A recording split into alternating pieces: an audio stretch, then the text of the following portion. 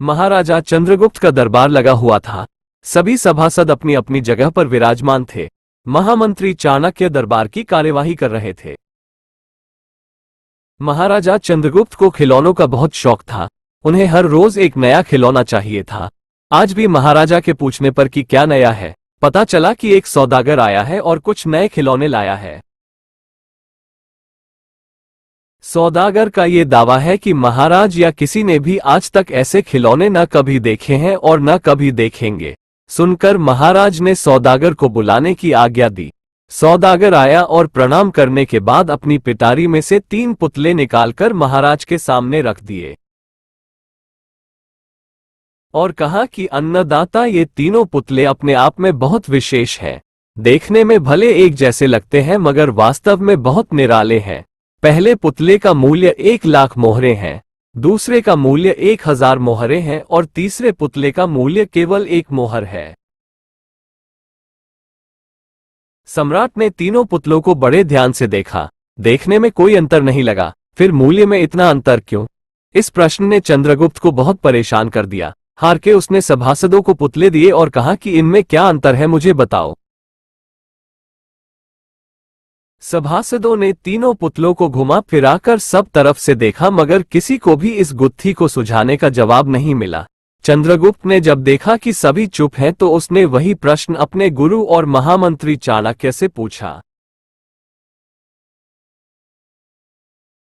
चाणक्य ने पुतलों को बहुत ध्यान से देखा और दरबान को 3 तिनके लाने की आज्ञा दी। तिनके आने पर चाणक्य ने पहले पुतले के कान में तिनका डाला। सबने देखा कि तिनका सीधा पेट में चला गया। थोड़ी देर बाद पुतले के होंठ हिले और फिर बंद हो गए। अब चाणक्य ने अगला तिनका दूसरे पुतले के कान में डाला। इस बार सबने देखा कि तिनका दूसरे कान से बाहर आ गया और पुतला ज्यों का त्यों रहा। ये देखकर सभी की उत्सुकता बढ़ती जा रही थी कि आगे क्या होगा। अब चाणक्य ने तिनका तीसरे पुतले के कान में डाला। सबने देखा कि तिनका पुतले के मुंह से बाहर आ गया है और पुतले का मुंह एकदम खुल गया।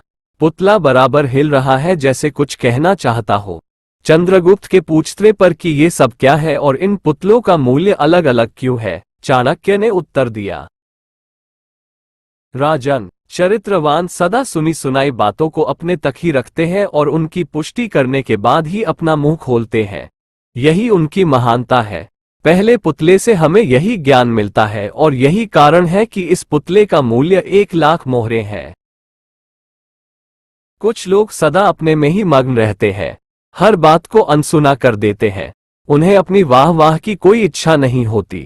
ऐसे लोग कभी किसी को हानि नहीं पहुंचाते। दूसरे पुतले से हमें यही ज्ञान मिलता है और यही कारण है कि इस पुतले का मूल्य 1,000 मोहरे है। कुछ लोग कान के कच्चे और पेट के हल्के होते हैं। कोई भी बात सुनी नहीं कि सारी दुनिया में शोर मचा दिया। इन्हें झूठ सच का कोई ज्ञान नहीं, बस मुंह खोलने से मतलब है। यही कारण है कि इस पुतले का मूल्य केवल 1 मोहर है।